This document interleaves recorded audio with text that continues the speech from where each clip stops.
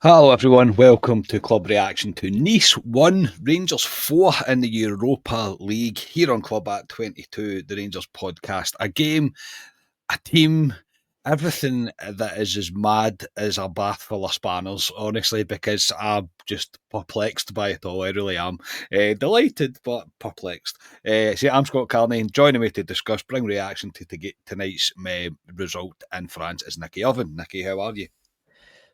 I don't even know how I feel, mate. We were I saying this know, before we mate. came on air. I don't know how I feel. I said on Tuesday night or Monday night, sorry, when we caught up, me, you, and Ali. I didn't think my mental state was ready for our resurgent Rangers and to dig out one of these European performances that we just seem to keep hidden and then pull out when we're at our absolute lowest moment. And yet here we are. So I have absolutely no idea what's going to come out my mouth in the next half hour or so. It could be good, it could be bad. I've honestly got no idea. I'm exactly the same, mate. It's just a bizarre feeling. It really is. It's just crazy. Like delighted, obviously. Like before anybody thinks that I'm not. Of course I am. I'm so happy, but it doesn't make any sense. Like we don't make any sense whatsoever as a football team. I mean, to get a result 4-1 away in France, and yes, there's circumstances surrounding it all, which we'll touch on, but 4-1 away in the Europa League, I mean, I'm never going to complain about something like that. The Rangers should be proud of that, we really should. And yeah, as I say, it's again, it's probably a performance, mate, that brings more questions than answers for us, and that's probably why we're a wee bit confused about how we feel. As I say, I'm not being out of order here or over the top. Rangers could have won that by about 7, 8, 9 goals. Genuinely, we could have. It was pretty easy for Rangers tonight. We weren't really at any point in any danger. I thought a few performers were tremendous for Rangers tonight. Really, really good. Really positive to see. But yeah, just a conundrum of a team just now. It really is. We made one change, Nicky. Again into the game, we brought in with the game from the weekend. Agaman came in for Dessers. Raised eyebrows that, mate. I thought, oh, that's an interesting one. Yeah, I was particularly surprised, mate. I know obviously again you, me and Ali on Monday night spoke about our teams. I don't think our teams were too far off. I think we'd spoken a bit about potentially a Yefty and Yilmaz left hand side. I think deep down all three of us knew, yeah, that might be quite good in practice, but actually it's very unlikely we would see it. I felt we all agreed you'd probably see that tried and tested, which was kind of Barami, Cherny, Diomande behind a Cyril Dessers. There was a bit of debate around whether it would be Proper or Balogun. You could kind of go either way. But yeah, Igaman kind of came out the blue. I know obviously that we obviously know the situation with Danilo. He's not in the European squad, so he clearly wasn't going to be selected tonight.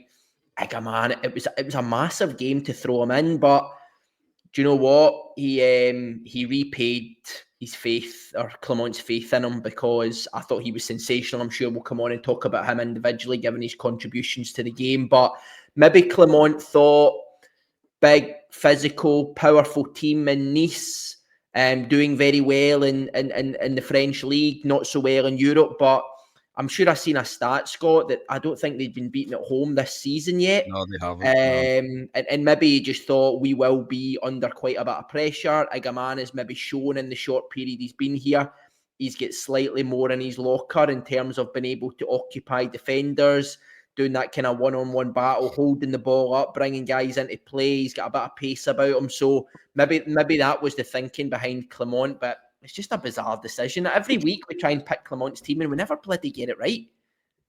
I've not got one right under Clement since I think since he took over. Generally, I don't think I have got one correct. I never usually do get them correct, or sometimes I'm not even close. But yeah, look, it was a massive call, and as you see, we will come on and speak about him, but he didn't half repay the manager's faith in him tonight. He really didn't. It was sublime by him, really, really sublime. And you're right, mate. You're thinking. Obviously, before we come into the game, you've seen the teams coming out, you've seen the size of their centre half who did go off injured with welcome to. I was like, guy's built like a boxer, man. I was like, I can't believe the size of that guy. So you can see maybe his kind of justification and his reasoning behind starting Egerman. Into the game itself, mate, we had a VAR check right at the start, and the ref was very close to calling Kevin Clancy, mate, to see how he could award a penalty against Rangers. That was a confusing 3 minutes, mate. It'd be rude for us not to touch on that. I don't know what the referee thought he seen, because none of the things that happened were a penalty or even a foul for that matter.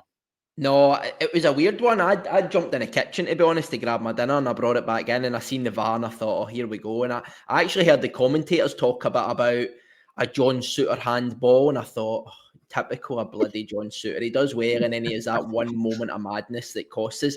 But then, as you say, it was a bit mental, because it really frustrates me, right, that when we have these VAR decisions, it takes like 2 minutes before we see anything on the screen. I'm like, why are we not showing a replay of the situation here so we can see? It then obviously converses that he does the VAR kind of signal, he disappears on the side. We then see the replay. It looks as though it's the Sterling block, which straight away you're thinking his arms are by his side, right? There's nowhere else he can put them. They're not away from his body. He's turned to his side, but his arms are definitely in. Like, but then, yeah, you then see that bizarre moment where he then the ref then points at the seems to screen. appear to point at a barren foul. And I think we'd said at the time, he's almost just looking for a reason to give a foul. And again, you can see quite clearly with Barron that he wins the ball, right? He clearly connects with the ball. But it was a bit of an odd 2 or 3 minutes. And I did think he is just looking for absolutely any excuse here to give a penalty. Fortunately, whenever. Yeah, it was, mate. Actually, I thought, I don't even know how this is taking so long. And you're right, you could actually see him point at the screen as if to say, oh, no, I want to look at that incident now. And you're like, we're just going to go back until you find one. Until you find something. Until you find one. Ridiculous, really was. From there on in, I thought Rangers started to play pretty decent football. I thought Jeff did a decent effort. He had a good run, and he had a shot that was kind of just off target. We did make an absolute hooring arse of a 3-on-1 where Barami picked the wrong pass. He should have played it to Cherny, but he chose not to. He played it to Barami, and I was at that point thinking, oh my God, Rangers, don't let it be one of these nights, because I thought Nice were there to get at tonight. I thought if Rangers pulled up their socks a little bit, I thought we would get something out of them just due to the way he's going. Nice have had a lot of injury problems, don't get me wrong, they really have, but I think the game did completely change, mate, once their captain, the guy I spoke about, he went down twice and then was have to be taken off. And from then on in, I just don't think Nice looked like the same team. I really didn't. I thought they just kind of folded on in on themselves.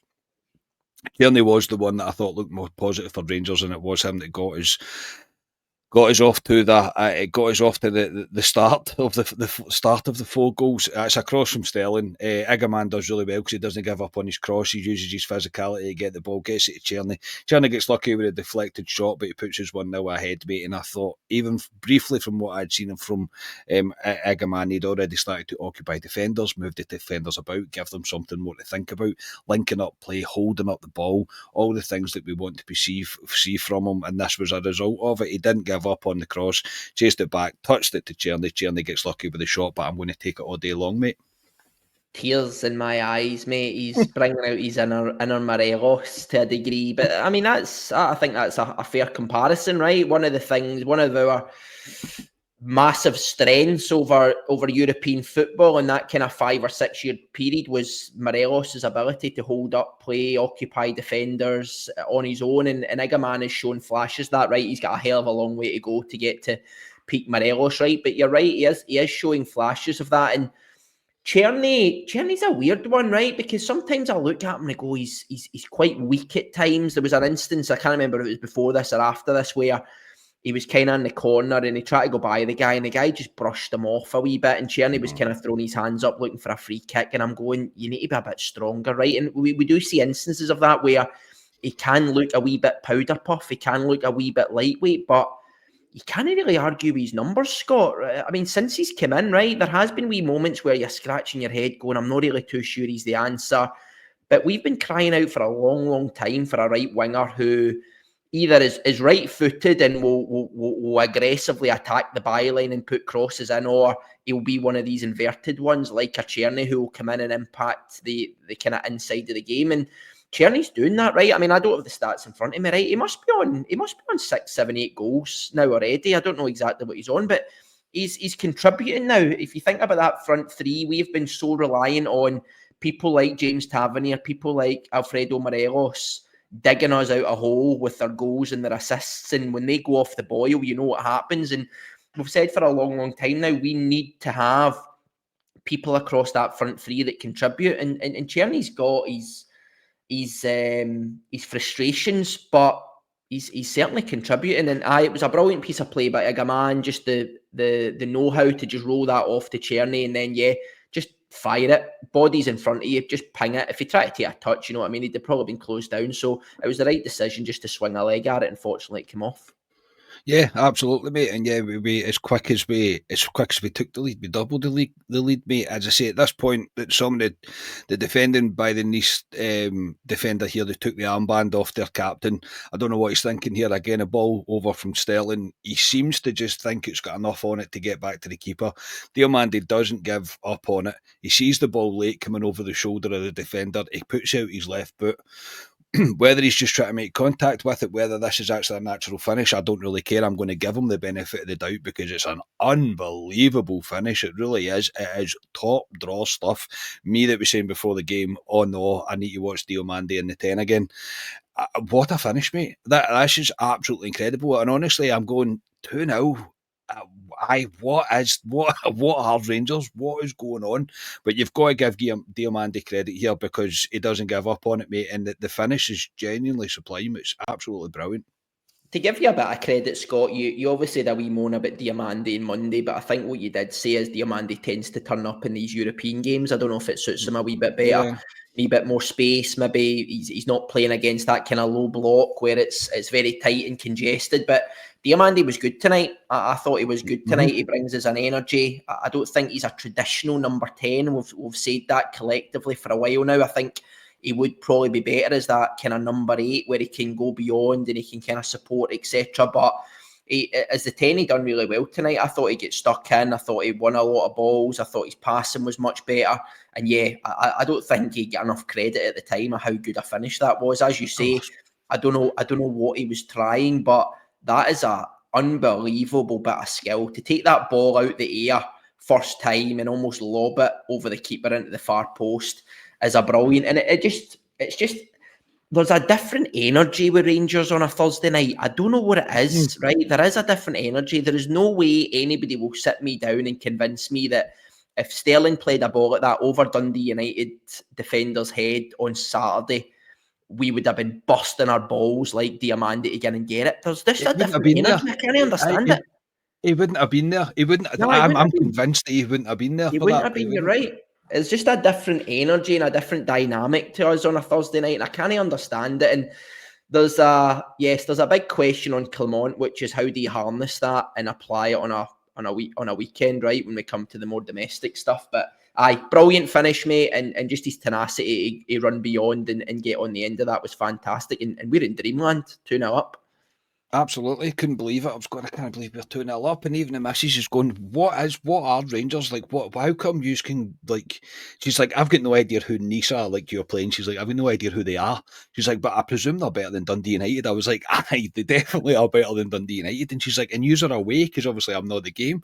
And she's like, how are you 2-0 up? And I'm like, honestly, if I knew the answers to all this stuff, I would be a multi-millionaire. I really would. But then we finished the half at 3-0, mate. Again, Nice lost their heads. I'm giving Rangers credit though because I thought the midfield as well. I thought Barron, Raskin, Diomande, all three of them really commanded the middle of the park. I thought they were great at stopping Nice really trying to do anything. The centre halves, we were a wee bit bomb scared at time with some of the defending, but nothing really where I thought, they're going to score from this, especially after we went 2-0 up. It looked like their legs and their heads had gone. It really did. Nice were really all over the place. This pass, a kind of blind back pass, he's really not looked at it at all. Iganami latches onto it, touches it round the outrushing goalkeeper. Takes about 65 years to put the ball into the net, which was giving me the fear. But I think that's because I'm probably used to watching Dessers, where I was just going, please just put the ball in the net. But he composes himself, mate, takes a couple of touches and puts it past the last defender who's rushing back to the goal line and makes it 3-0. And at this point, I'm going, honestly, I've got no idea what I am watching. But again, give Agamani's credit here, mate, because the composure that he shows to pounce on the ball, to round the keeper, to take a couple of touches to bring it in, compose himself, slots it away, 3-0 half time. Proper dreamland, mate, like proper. There'll be university studies on this mob in a few No, years. Honestly, there'll be it's university just studies crazy. on us as a fan base and us as a football team. But I think just first I would touch on just the midfield thing. Barron and Diamandi I thought were good. I thought Raskin was exceptional again, by Yeah, the way.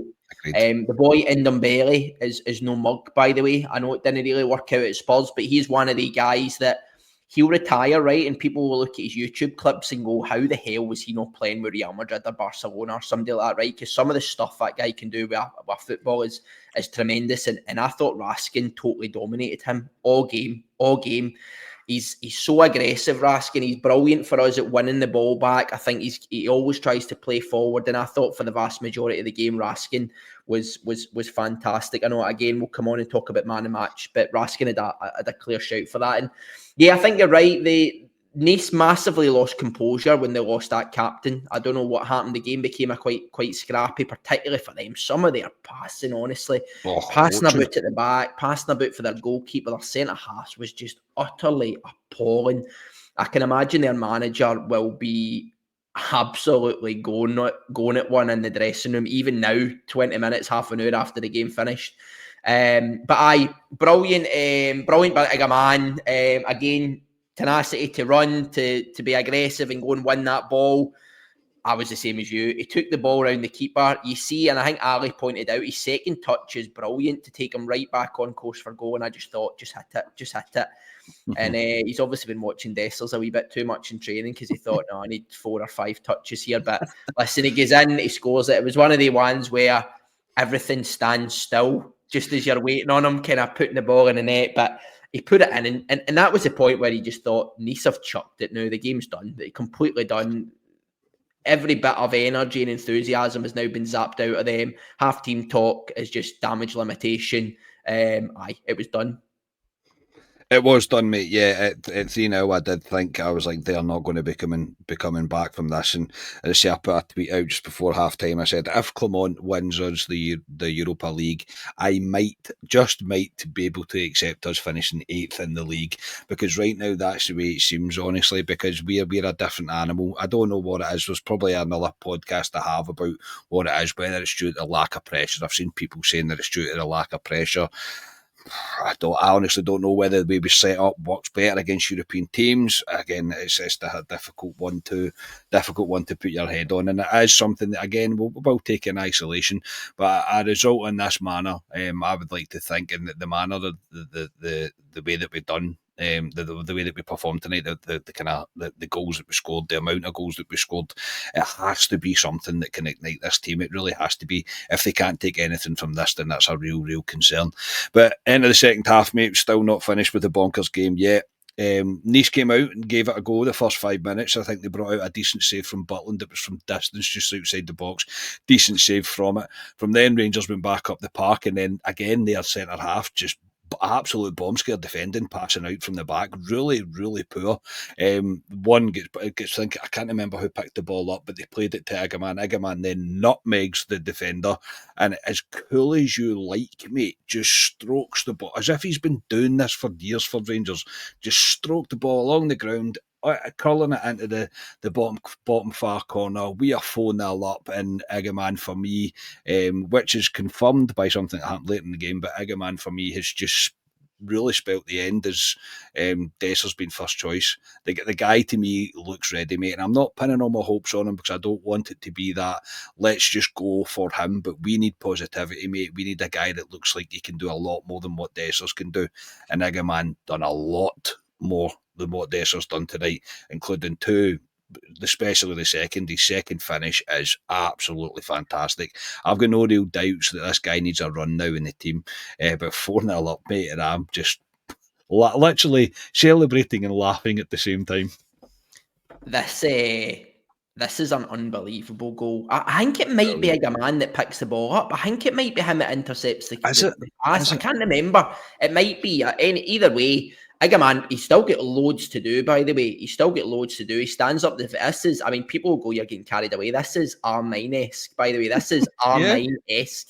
The nutmeg, the power and the pace to just shrug him out the road to get by him. And then, as you say, the composure, because he did have options, by the way, because I don't know who it was. I don't know if it was maybe Diamandi and Czerny were making their way into the box. So he could have quite easily rolled it to either one of them and notched his a second assist of the night. But it's an unbelievable finish, mate, just to roll it into that far corner. And typically, I think I sent a WhatsApp out about 2.5 minutes before he scored his first goal, saying we need to see Igaman scoring more goals, and here he goes and it hits a double tonight, mate. So I will absolutely be sending out a wee tweet or a WhatsApp on Sunday before the St Johnstone game, saying we need a hat trick or something for Igaman today. But you're right. I think I'm sure we will come on and talk about Cyril Dessers. We will. So, Igaman, yes, he does need a run in the team. For me, Dessers is not really shown anything over the last 2 months now that would constitute him playing up front for Rangers. I don't think he's shown anything. Even at the start of the season, Scott, I think Cyril Dessers was scoring goals. I don't think he was playing particularly well, but he was going through a wee purple patch in terms of scoring goals. That has massively dried up, right? He must have 1-2 goals in the last 7 or 8 games, right? For a centre forward at Rangers, that is not good enough. Danilo is working his way back into fitness. I know he wasn't available tonight. Igaman has shown that he has quality when we can when we give him the chance. I think over the next few weeks, I would be looking at the two and how we can embed one, if not both of them, into the team. And give Dessers and do you know what? It might actually do Dessers a bit of good just sitting him out the team for the minute, because he's clearly feeling a bit of the pressure, I think, from fans and the situation surrounding Rangers. But yes, I think for what Igaman done today, I know Dave Edgar popped out a tweet which I couldn't relate to more about his hold-up play, his occupying defenders, bringing others into play. And as you mentioned, mate, the chest control the boy has is superb. Absolutely, it's night and day. As I say, Dessers is like a snooker cushion, right? Honestly, the ball just bounces off him.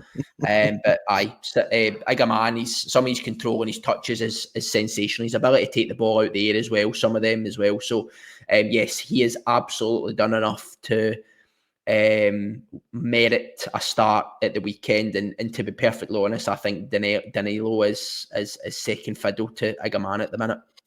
Yeah, it seems that way. Dessers is, I don't think Dessers is the answer at all, but he's definitely not performing in the kind of purple patches that we've seen him in. We're not getting enough from Dessers, but certainly not. And in a team domestically struggling to create chances, when Igaman comes on and does stuff like he done tonight, you're kind of like, right, there's no reason really not to play the lad now, because that's a big away European tie that we've went to. Rangers could really have been doing with the 3 points tonight, and he was the one he's kind of stood forward along with others, but he's kind of stood forward, put himself forward, and he's performed. That's only going to do him the world of good. That really is. So I really hope. Hope's probably the wrong thing to have with Philip Clement, because we've got no idea what he'll do. I know. Just the one thing I was going to say, Scott, is there obviously has a different setup to the teams we play in Europe and the teams we've played domestically. There is absolutely no point, right? If we are going to put Igaman in on Sunday, there is literally no point in us relying on Yefty and James Tavernier or Sterling or whoever's on that right side spending 90 minutes just firing crosses into the box to Igaman. Agreed. Right? We didn't do it tonight. We played about and we created chances in other ways. And yes, I get that it's harder when there is 9 and 10 individuals in their own half. But we need to come up with a new strategy of breaking these teams and getting the ball to these guys in situations where they can hurt teams.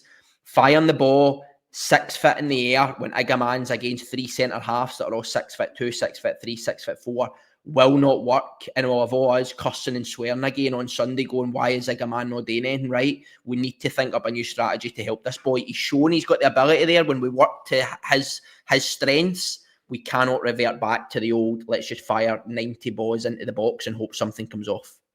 I couldn't agree more, mate. I really couldn't. And look, even when we went 4 up, Nice still left it 1-on-1 at the back, because obviously they were trying to get themselves back in the game. But again, they were heavily exposed. They really were. Rangers made a number of, I would say, half chances. I don't think were any clear cut apart from one, which we're about to come to. But I think we were. Rangers looked dangerous. We really did look dangerous going forward. And as I say, Nice were really all over the place. Even as I say, McCoist was making jokes about he was hoping to get 10 minutes on the pitch because of how much their head had gone. And his joke about getting more goals than Morelos, his European target, was also quite funny. He was in top form, McCoist, tonight, he really was. But yeah, it was at that, but 4-0, as I say, the game is absolutely well and truly done. We made a number of changes. Tav and McCausland come on for Tierney and Sterling. Thought Sterling was absolutely solid, blocking crosses tonight. Had tears in my eyes watching him doing it. Dessers come on for Igaman. Igaman did go down, and I think every single Rangers fan in the world just started screaming no, no, no as loud as they could, because nobody wanted to see that. But he kind of rolled his ankle, but he seemed okay to continue, and I don't think he was subbed off because of it. I think it was more a case of probably keeping him kind of safe, wrap the boy in cotton wool and get him playing. And Yilmaz come on for Diomande. They really started to take the piss as Barami moved into the 10. They put Dessers in front of him. And he played Yilmaz left wing. I mean, I thought, God, come on, you're trying everything. And even Bailey Rice come on towards the end. Bailey Rice, a cameo for me that I think you'll want to forget. I don't think he was particularly great. He got booked, and then that led to their goal as they pinged. I mean, it's a peachy. You can't really say much. It's a peachy free kick. It really is. He absolutely buries it into the top bin. You can't do much about that. But then Dessers has to make an impression on the game, mate, doesn't he? Barami's ball in superb. Dessers does absolutely everything correct. Everything spot on, brilliant. Brings the ball down. He's about half an inch out from the goal, and he decides that he's going to try and do a fancy finish and kind of place it into the left side instead of just putting his boot through it, and he would have scored. It's a sitter, mate, but a sitter doesn't do it justice. This is a shocker, an absolute shocker. Yes, we're 4-1 up. Yes, the game's out of sight. No excuse. A centre forward for Rangers should score that goal. There is no excuse. Sibo would have scored that goal, mate. Is it too harsh of me to say this is Van Vossen-esque? No, it's so bad. It is so bad. It really is. Absolute shocker, by the way. I mean, the first thing, why is he not just heading it? He's 6 yards out. It's perfect height. He has to jump to bring it down his chest. Why is he not just heading it in a goal? Yeah. But it's typical Dessers. He wants 3 and 4 touches with everything he does. And again, we come back to this. We need to change strategy, right? He just does. You don't get that time when St Johnstone and Dundee United have got 7 men in their own box, right? You do not get that luxury of these touches. And it's just another instance of not having that killer instinct, right? We go back to that moment at the start of the match, the 3v1 powder puff, right? We don't have that killer instinct at times. And this is just another example. Why he never heads us it? I don't know. He brings it down on his chest brilliantly. It's actually then an easier chance to finish than it would have been at a header. Why, just put the keeper in the back of the net with the ball? Just absolutely wear it. And he puts it wide, and it's just that. Honestly, he is a massive contributor to why we are, 11 points behind Celtic, 8 points behind Aberdeen, whatever it is, and we've only scored 10 goals out with the Ross County game, something like that. He's a massive contributor. Without the Ross County goals, I think it's 7 goals, I think. Either, whatever it is, it's a shambles anyway for a club like Rangers to have scored that least amount of goals. So he's a massive contributor to that, and it's just another example, mate. Scored more goals away tonight than we have in the whole of domestic football away from home. So that tells you everything about the way tonight is. It's just bad. And he knows do you know what I mean? Do you know, he doesn't even look that pissed off. He holds his head and he kind of smirks and that.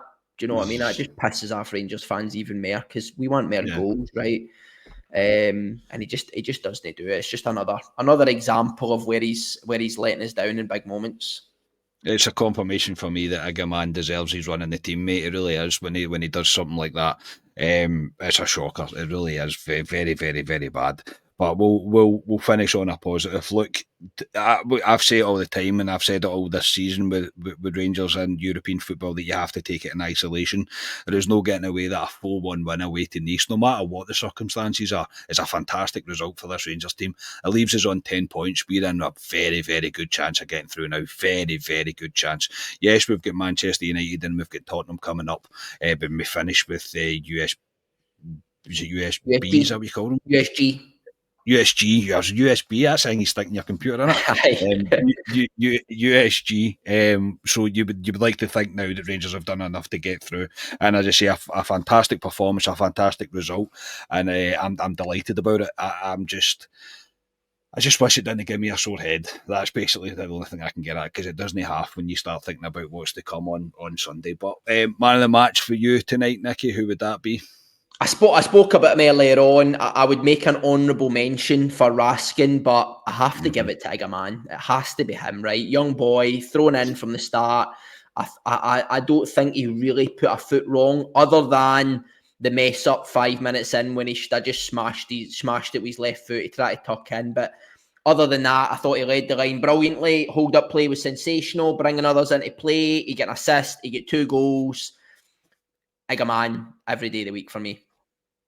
There's no way I'm not giving it to him either, mate. And I agree that I thought Raskin was tremendous tonight. I really did. I thought he was just another player that I'm just happy to see grow into the Rangers shirt. I really am. I'm like, right, come on, this is what we expected from you.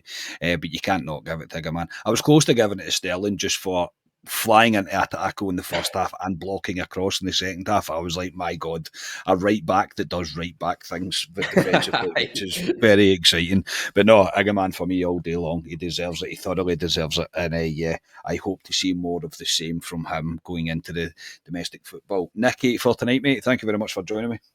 Thanks for having us, mate. It's a pleasure to come on after a win, mate, and talk positively about Rangers for a change. It is. It's nice. It's a welcomed relief, mate. It really is a welcomed relief. I'm delighted with how things have went for Rangers tonight, and yeah, we'll discuss it more tomorrow night on Club Live, where young Ross will break his hosting cherry, everybody, and he will have to read the Manscaped promo. He's not going away with my voiceover video. He is going to have to read it. After that, he'll have earned his stripes, and he'll be a fully fledged member of the podcast, put it that way. So yes, hope to see you all there. Thank you for listening to us tonight. We are Club at 22, the Rangers podcast, and we'll speak to you all tomorrow. Cheers, everybody.